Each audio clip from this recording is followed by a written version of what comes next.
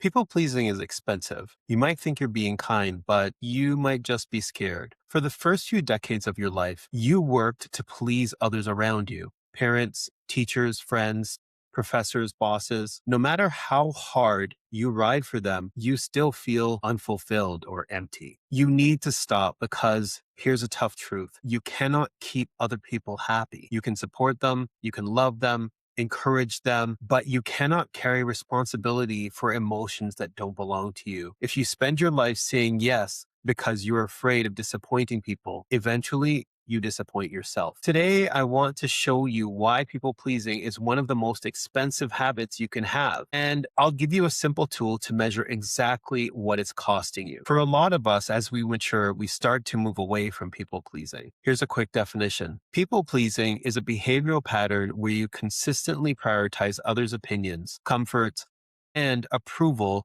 over your own needs. It's often driven by fear of rejection, conflict, or abandonment rather than genuine kindness. Between childhood, teenage development, and dating, getting into the workplace, or other higher education, we may have picked up this habit. It probably helped you survive that season of life, but survival strategies don't always become healthy adult habits, believe me. I believe empathy is generally healthy, but if it's at your expense or at a cost higher than you can afford to pay, it becomes exhausting and even self-destructive. Empathy without boundaries eventually becomes self-neglect. I suggest you do an audit. Business analysts audit systems. Financial advisors audit spending. Coaches should help people audit their lives. That's exactly what we're going to do. An audit of your time, money, efforts, etc. Once you've done that, you're better prepared to edit the script. How much of your spending on things serves you versus others? I shared a tool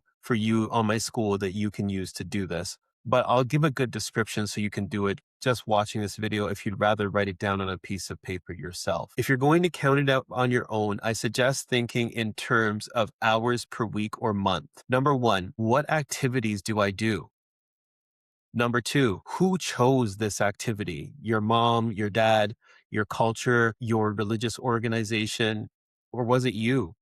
Number three, how much time does it take? Number four, what is the dollar cost, including gas, wear and tear on your car, lost wages, and opportunity? What is the dollar cost of the activity that you're doing? Number five, what is the cognitive load or how much mental energy does it take? Low, medium, or high? This is based on, aside from the immediate tasks that you have to do, right? How much thinking do you have to do to execute? The example I like to use is moving. If you help a friend move and you just show up and move some boxes, or you just drive the truck, when you leave, everything is done. If you help a friend move and you need to rent the truck, organize how many people are going to be there, think about the routes that you're going to take to get from place A to place B, help them pack boxes, unpack boxes, set up the house. You can see that not just the physical labor is much more, but the cognitive load or the mental energy needed to do that task is a lot more also. The point of the audit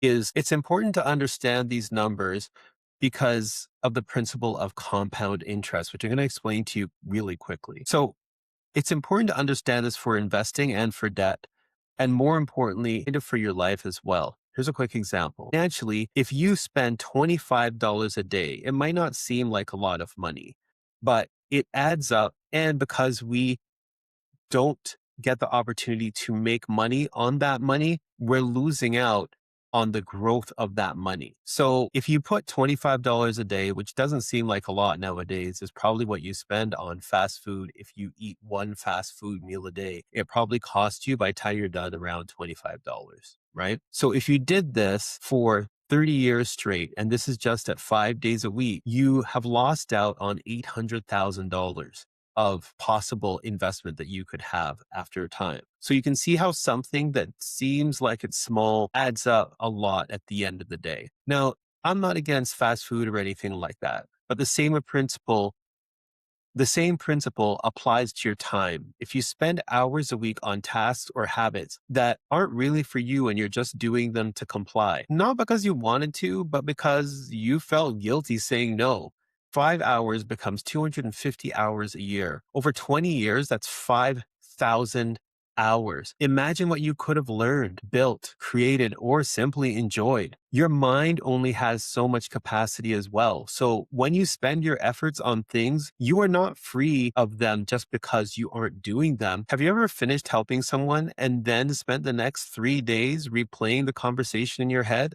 That's cognitive load or mental energy. The task finished, but your brain didn't. The cognitive load or brain work goes with you when you want to be doing other tasks or also just when you want to be resting. So look at this audit. And then once you know how you are spending your resources, I would suggest you instead be intentional about how much money, effort, time, and thought you can afford to give. I'm not saying your obligations to your community should be thrown away.